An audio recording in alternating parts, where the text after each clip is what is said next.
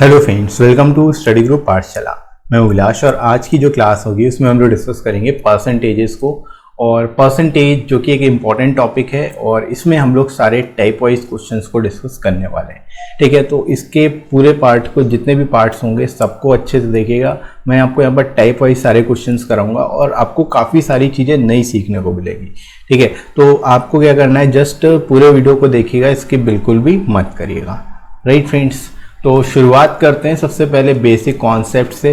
Concept क्या है, जैसे कि परसेंटेज हमें पता है कि पर अगर आप कोई भी चीज़ 100 पे काउंट करते हो, ठीक है, 100 बेस मान के अगर आप किसी भी चीज़ को काउंट करते हो, जैसे कि अगर 2 है, 2 और डिवाइड कर देते हो आप 100 से, तो ये बराबर हो जाता है 2% के। ठीक है, यानी कोई भी चीज़ जिसको आप 100 से कंपेयर कराओ वो ही परसेंटेज कहलाती है, उसी को परसेंट बोलते हैं। सेंट मीन्स ही होता है 100, तो परसेंट मतलब पर 100। तो पर 100 में कोई चीज़ आप अगर कंपेयर करा रहे हो तो वो परसेंट कहलाती है। ठीक है, तो इसके कुछ इसमें आपको करना क्या होता है, कुछ बेसिक फ्रैक्शंस आपको याद रखने होते हैं। ठीक है, फ्रैक्शंस में आपको बता देता हूँ, वो बहुत ही ज़्यादा इंपॉर्टेंट है, उनसे आप क्वेश्चन बहुत आसानी से कर पाओगे। ठीक है, मैं आपको बता देता हूँ, उनको आप नोट कर लेना और उसको याद रखने की कोशिश करना। ठीक है, जैसे कि अगर सबसे पहले बात करें 1 अपने आप में 100% होता है। ठीक है, कोई भी चीज़ अगर 1 है के बराबर है, यानी 1 अपने आप में 100% है। फ्रैक्शन की यहाँ पर हम बात कर रहे हैं, 1/1 इसको लिख सकते हैं। ठीक है, 1/1 अगर आप लिखते हो तो भी वो 100% के बराबर ही होता है। ठीक है, इसी तरह 1 को अगर हम 2 से भाग कर दें, यानी 2 से डिवाइड कर दें, तो इस केस में ये क्या हो जाता है, हाफ हो जाता है। और यहाँ पर भी हाफ कर देंगे तो ये 50% हो जाएगा। ठीक है, तो 1/2 किसके बराबर हो जाएगा, 50% के बराबर हो जाएगा। इसी तरह 1/3 क्या होता है, ये 33.33% हो जाता है। ठीक है, ये फ्रैक्शन आपको याद रखना है। इसको हम ऐसे भी लिख सकते हैं 33 1/3%। ठीक है, तो दोनों तरह से लिखा जा सकता है, दोनों ही तरह से आपको आना चाहिए। ठीक है, इसी तरह 1/4 अगर हम लिखते हैं तो 1/4 का मतलब क्या होता है, 25%। ठीक है, 25%। ये आता कैसे, जस्ट आप अगर इन फ्रैक्शन में 100 का मल्टीप्लाई करके फिर जो नंबर है उनसे डिवाइड करोगे तो आपको ये परसेंटेज मिल जाते हैं। ठीक है, इसी तरह 1/5 अगर आपको कन्वर्ट करना है तो जस्ट ये कितना होता है, 20% होता है। तो ये जस्ट आपको याद रखने फ्रैक्शन। ठीक है, 1/1 अगर लिखा हुआ है इसका मतलब 100%, 1/2 को 50%, 1/3 को 33 1/3%, 1/4 को क्या बोलते हैं 25% और 1/5 को बोलेंगे 20%। ठीक है, तो इसको नोट कर लेना आप। आगे हम लोग बढ़ते हैं इसी के आगे, 1/6 1/6 जो होता है वो 16.66% बोलते हैं इसको हम लोग, और आप ऐसे करके लिख सकते हो 16 2/3%। ठीक है, तो ये होता है 1/6। इसके बाद आता है 1/7। 1/7 एक स्पेशल कैटेगरी है, इसको मैं अलग से भी आपको एक्सप्लेन करूंगा। 1/7 के लिए आपको याद रखना है 14.2857% होता है। इसको 4 डिजिट तक आपको याद रखना है, इसका एडवांटेज भी है। ठीक है, वैसे तो आप केवल 2 डिजिट तक भी याद रख सकते हो 14.28%, लेकिन अगर 2 डिजिट और याद रखते हो तो इसका बहुत बड़ा एडवांटेज है, वो भी मैं आपको बताऊंगा। ठीक है, ये अभी पहले मैं सारे एक साथ लिखवा देता हूँ। इसी तरह 1/8 कितना होता है, ये होता है 12.5%, 12.5%। ठीक है, तो इसको आप ऐसे भी कंपेयर करा सकते हो, 1/4 होता है 25% और 25 का आधा 1/8 हो जाएगा, 25% होता है 1/4। उसको अगर हाफ करोगे, 1/4 को अगर आप हाफ करोगे तो ये 1/8 बनेगा और 25 को हाफ करोगे तो 12.5 बनेगा। ऐसे भी आप इसको याद रख सकते हो। ठीक है, तो 1/8 कितना होता है, 12.5% होता है। इसी तरह 1/9 होता है। ठीक है, 1/9 होता है 11.11%। ठीक है, तो ये भी स्पेशल कैटेगरी है, इसको भी मैं आपको अलग से डिफाइन करूंगा। इसी तरह 1/10 जो होता है, 1/10 10% के बराबर ही होता है। राइट, इसी तरह आपको 2 और याद रखने होते हैं, 1/11। ठीक है, 1/11 जो होता है ये बेसिकली 9.09% होता है, इसको भी सेपरेटली मैं डिफाइन करने वाला हूँ। और 1/12, ठीक है, ये बेसिकली बेसिक फ्रैक्शन है। ठीक है, तो ये 8.33% होता है।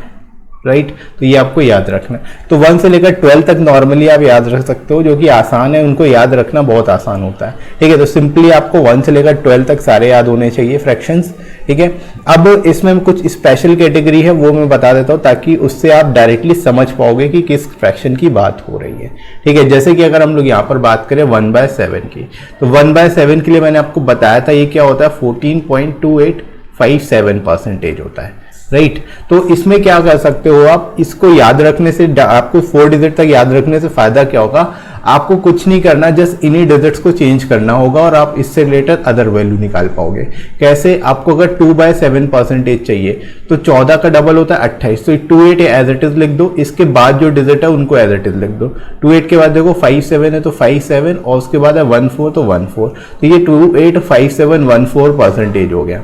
ठीक है, इसी तरह 3/7 अगर आपको निकालना है तो उसके लिए क्या करोगे, 14 तो यहाँ 42, 42 होता है तो देखो 42 कहाँ बन रहा है, 4 2 ये बन रहा है, तो 4 और 2 एज इट इज लिख दोगे, उसके बाद बाकी की डिजिट उठा के जस्ट कॉपी कर देना है, 8571 परसेंटेज। ठीक है, इसी तरह 4/7 आप निकाल सकते हो। ठीक है, अब देखो 14 चौको 56 होता है तो 56 के आसपास 57 मिल रहा है, क्योंकि जो फ्रैक्शन है वो जुड़ने के बाद 57 समथिंग बनेगा। ठीक है, तो ये कितना बन जाएगा, 57.1428 परसेंटेज। ठीक है, तो ये 4/7 हो गया।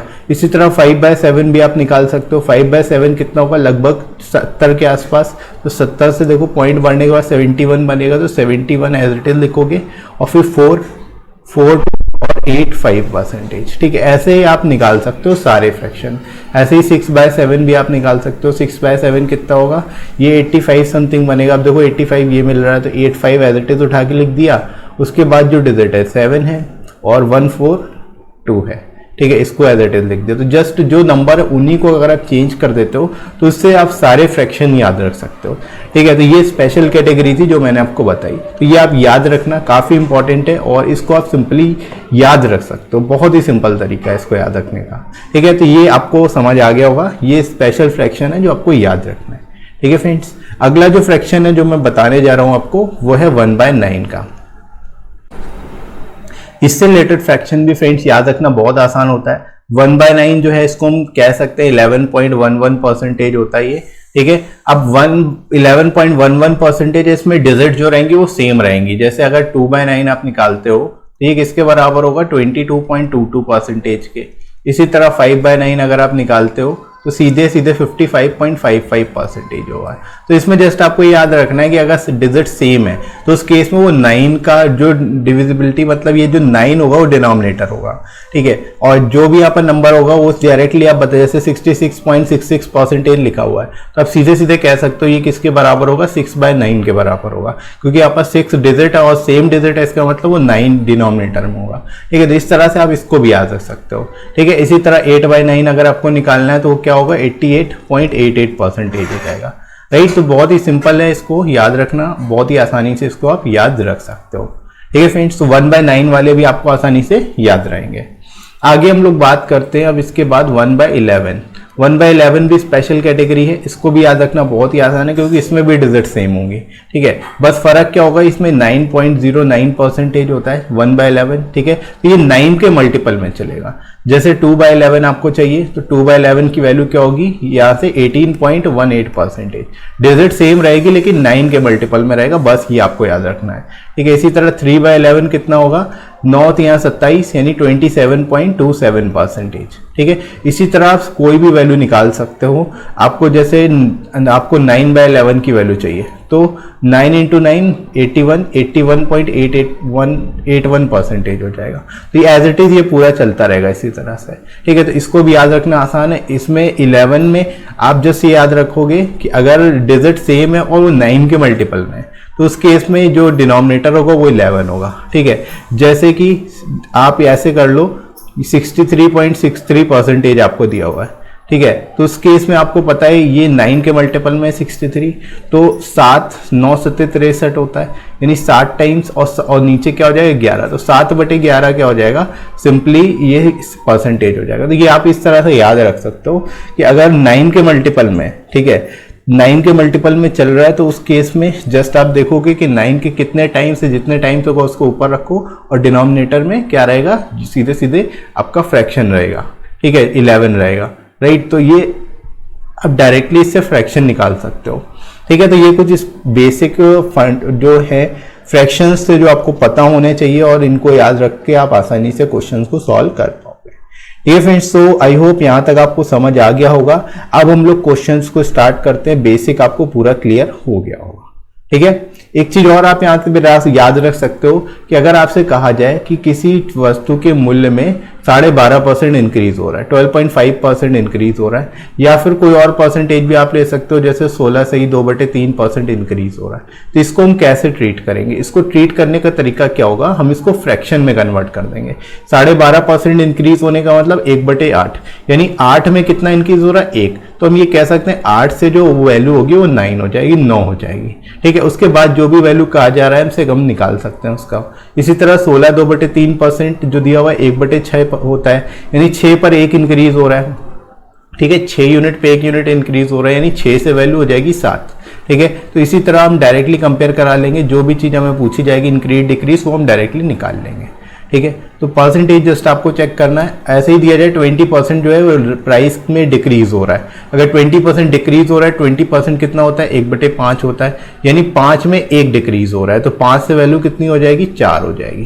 ठीक है, तो जस्ट ये इस तरह से फ्रैक्शंस के थ्रू हम लोग क्या करेंगे? क्वेश्चंस को सॉल्व करेंगे। ठीक है, जस्ट ये कॉन्सेप्ट आपको यहाँ पर आना चाहिए। ठीक है, तो चलिए अब लोग मूव करते हैं टाइप 1 की ओर। सबसे पहले टाइप 1 देखेंगे, कुछ बेसिक तरह के क्वेश्चंस, फिर जैसे जैसे टाइप बढ़ेंगे वैसे वैसे एडवांस लेवल के क्वेश्चंस भी आपको मिलते जाएंगे।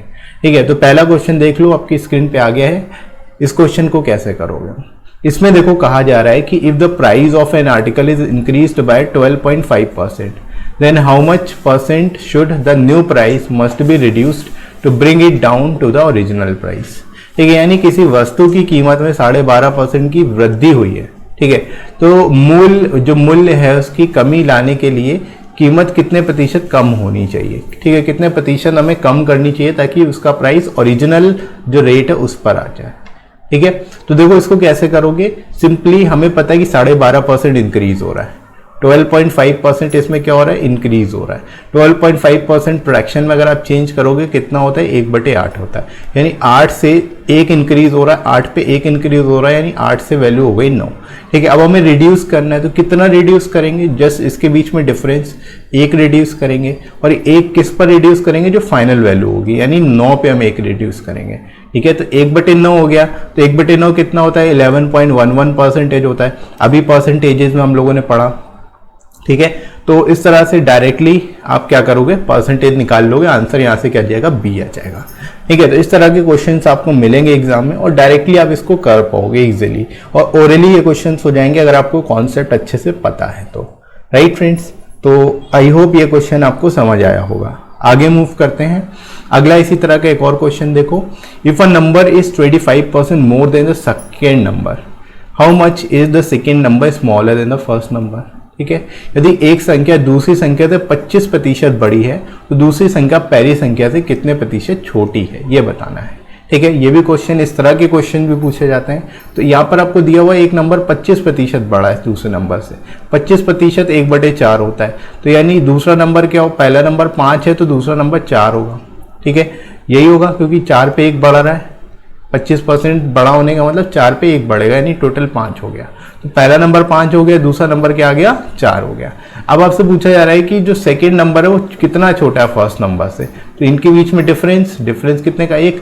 और कंपेयर किससे कराना है? देखो फर्स्ट नंबर से, देन के बाद जो नंबर आएगा, देन के बाद जो आएगा वो हमेशा डिनोमिनेटर के, देन के बाद आ रहा है फर्स्ट नंबर से डिवाइड कर दो। ठीक है, तो 1/5 1/5 आपको पता है कितना होता है? 20% होता है। डायरेक्टली आपका आंसर आ जाएगा 20%, यहाँ पर आपका करेक्ट आंसर है। नहीं तो आप डायरेक्टली 100 से कंपेयर करा सकते हो, 100 से मल्टीप्लाई करके भी आप इसको डिवाइड करके ला सकते हो। ठीक है, नॉर्मली 1/5 आपको पता है तो आप डायरेक्टली परसेंटेज में कन्वर्ट कर लोगे। राइट फ्रेंड्स, तो इस तरह से ऐसे क्वेश्चंस को आपको करना है। आगे मूव करते अगला क्वेश्चन देखते हैं। ये क्वेश्चन देख लो, इसी पैटर्न पर बेस्ड है। A salary is 50% more than that of B, then B salary is less than that of A by. ठीक है, यानी ए का वेतन जो है 50% अधिक है बी के वेतन से, तो बी का वेतन ए के मुकाबले कितना कम है ये आपको बताना है। ठीक है, तो यहाँ पर देखो ए का वेतन, जो ए की सैलरी जो 50% अधिक है, 50% होता है 1/2। ठीक है, यानी अधिक होने का मतलब 2 में 1 ज्यादा है। ठीक है, तो ए का वेतन कितना हो जाएगा? 3 हो जाएगा, और उसका 2 हो जाएगा। ये रेशियो बेसिकली हमें मिल गया ए और बी का। ठीक है, 3 और 2 का। अब कहा जा रहा है बी की सैलरी कितनी कम है, तो यहाँ पर डिफरेंस देखो 1 कम है। ठीक है, और किससे कंपेयर कराना है? दैट, देन के बाद क्या है? ए आ रहा है, देन दैट ऑफ ए, यानी ए को नीचे रखोगे। 1/3। अब 1/3 इंटू 100 करके निकालो या 1/3 डायरेक्ट आप निकालो, आपको पता है 33 1/3% होता है या 33.33 होता है, तो सीधे सीधे आपका डी आंसर हो जाएगा। ठीक है, तो इस तरह से आप ऐसे क्वेश्चंस को करोगे जो कि सिंपल क्वेश्चंस होते हैं। जस्ट इसमें कंपैरिजन आपको फ्रैक्शन से अगर आप कराते हो तो बहुत आसान हो जाता है। ठीक है फ्रेंड्स, तो ये टाइप आपको समझ आ गया होगा आई होप। ठीक है, अब बढ़ते हैं अगले टाइप की ओर, टाइप 2 की ओर। टाइप 2 भी इंपॉर्टेंट है और इस पर भी अच्छे लेवल के क्वेश्चन बनते हैं। ठीक है, अब जैसे ये क्वेश्चन आपको दिया गया है, if a number is 50% more than that of second number and the second number is 25% less than that of the third number, find how much percent is the third number less than that of the first number।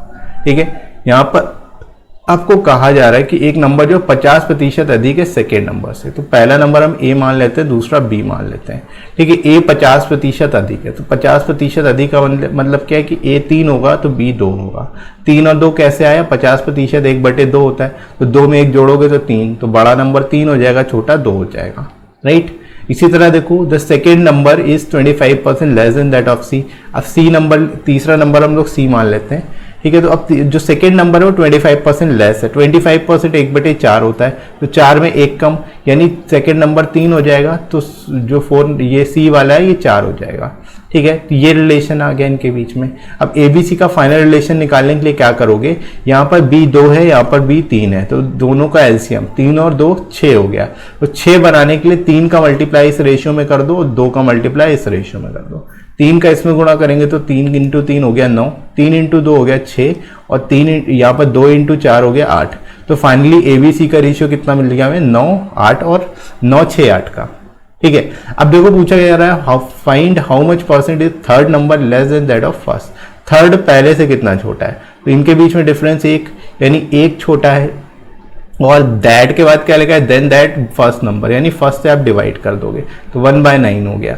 1/9 कितना होता है, अभी हम लोगों ने पढ़ा 11.11%, तो सीधे सीधे ये हमारा आंसर हो जाएगा, B will be the right answer. ठीक है, तो इस तरह से आप आसानी से कर सकते हो इस टाइप के सारे क्वेश्चंस। राइट फ्रेंड्स, आगे बढ़ते हैं, अगला टाइप इसी में आगे बढ़ते हैं। नेक्स्ट क्वेश्चन है, 2 numbers are respectively 10% more and 20% less than the third number, how much percent is the second number less than the first number। Right, इसमें कहा गया जा रहा है कि 2 नंबर्स जो हैं, एक 10% अधिक है तीसरे नंबर से और एक 20% कम है। ठीक है, देन आपको बताना है कितने परसेंट सेकेंड नंबर लेस है फर्स्ट नंबर से। राइट, तो अब इसमें समझना कि यहाँ पर हम ए बी सी वो नंबर्स मानते हैं और सी जो है थर्ड नंबर है। ठीक है, तो थर्ड नंबर को हमेशा आप 100 मानना। ठीक है, अब ये कंपेयर कैसे करा रहे हैं, जो फर्स्ट नंबर है वो 10% मोर है, तो 100 का 10% अधिक यानी 110 होगा, और जो सेकेंड नंबर है वो क्या है 20% लेस, तो 20% लेस होने का मतलब 100 से 20 कम यानी 80। तो यहाँ पर रेशियो कितना मिल गया, 11 8 और 10 का। राइट, 11 8 10 का फाइनली रेशियो मिल गया, 10 तीनों में से काट सकते हैं हम लोग। राइट, अब आपसे पूछा क्या जा रहा है, how much percent second number less than first. Second कितना छोटा है, तो सेकेंड फर्स्ट से कितना छोटा है, यहाँ पर डिफरेंस कितने का है, 3 छोटा है, और यहाँ पर बोला जा रहा है देन के बाद फर्स्ट नंबर, यानी फर्स्ट से कंपेयर कराना है, तो फर्स्ट है 11, तो 1/11 बेसिकली हमें पता है कि ये कितना होता है, यहाँ पर 1/11 जो होता है वो हमें पता है 9.09% होता है। 3 से गुणा करोगे तो ये 27.27 हो जाएगा। ठीक है, 27.27%, यानी राइट आंसर हमारा क्या होगा, सी हो जाएगा। ठीक है, तो इस टाइप के क्वेश्चंस आपको जरूर मिलेंगे एग्जाम में। जस्ट ध्यान ये रखना है, जो यहाँ पर सीक्वेंस है, अगर थर्ड नंबर से कंपेयर करा रहा है तो फर्स्ट नंबर ये होगा, सेकेंड नंबर ये होगा। ठीक है, सीक्वेंस को आपको मेंटेन करना है, सीक्वेंस मत बिगाड़ना। ठीक है, अगर सीक्वेंस बिगड़ गया तो फिर क्वेश्चन भी गलत हो जाएगा। राइट, डायरेक्टली आप ऐसे क्वेश्चन को कर सकते हो इस तरह से। अगला एक और क्वेश्चन देखते हैं। अब ये बिल्कुल बेसिक का क्वेश्चन है जो इस टाइप में पूछा जाता है कि 2 numbers are respectively 30% and 40% less than the third number. फिर से वही कि ए बी सी आप 3 नंबर मान सकते हो, तीसरा नंबर थर्ड नंबर है जिसको हमने 100 माना। अब ये कह रहे हैं कि 30% और 40% लेस है, तो पहला नंबर 30% लेस है यानी 70 होगा, और दूसरा नंबर 40% लेस है यानी 60 होगा। ठीक है, अब ये तीनों नंबर हमें मिल गए, आप 10 चाहो तो काट भी सकते हो तीनों में, ओवरऑल 7 6 और 10 हो गए ये नंबर्स। ठीक है, अब आपसे पूछा जा रहा है कि how much percent is the first number more than that of second. ठीक है, पहला दूसरे से कितना बड़ा है। ठीक है, तो यहाँ पर देखो कितना बड़ा है, 1 बड़ा है, और देखो देन के बाद कहते हैं सेकेंड नंबर, तो सेकेंड नंबर को आप डिवाइड कर दो यानी 1/6। 1/6 यहाँ पर आ जाएगा आपका आंसर। 1/6 कितना होता है, 16.66% होता है, और यही आपका राइट आंसर है, यानी ए आपका करेक्ट आंसर है। ठीक है, तो इस तरह से इस टाइप के क्वेश्चंस को आप कर सकते हो बहुत ही आसान तरीके से। और आई होप आप लोगों को यहाँ पर 2 टाइप मैंने क्लियर किए हुए और ये समझ में आ गए होंगे आप लोगों को। ठीक है, तो इसी तरह से आप सारे टाइप्स को प्रिपेयर करते रहिए, और आई होप ये वीडियो अच्छा लगा होगा आप सभी को। वीडियो को लाइक जरूर करिएगा, शेयर करिएगा अपने सभी फ्रेंड्स में, और सब्सक्राइब कर लीजिए चैनल को अगर आप में से कोई नया है तो। ठीक है फ्रेंड्स, इसके साथ ही साथ आप मुझे अनअकैडमी पे फॉलो कर सकते हो और मेरे कोर्सेज को देख सकते हो, और कमेंट करके आप सजेशन भी दे सकते हो कि मैं अगला कौन सा टॉपिक उठाऊँ। ठीक है, तो इसी तरह से तैयारी करते रहिए, सभी टॉपिक्स को प्रिपेयर करिए। राइट, तो अभी के लिए इतना ही। Thanks for watching.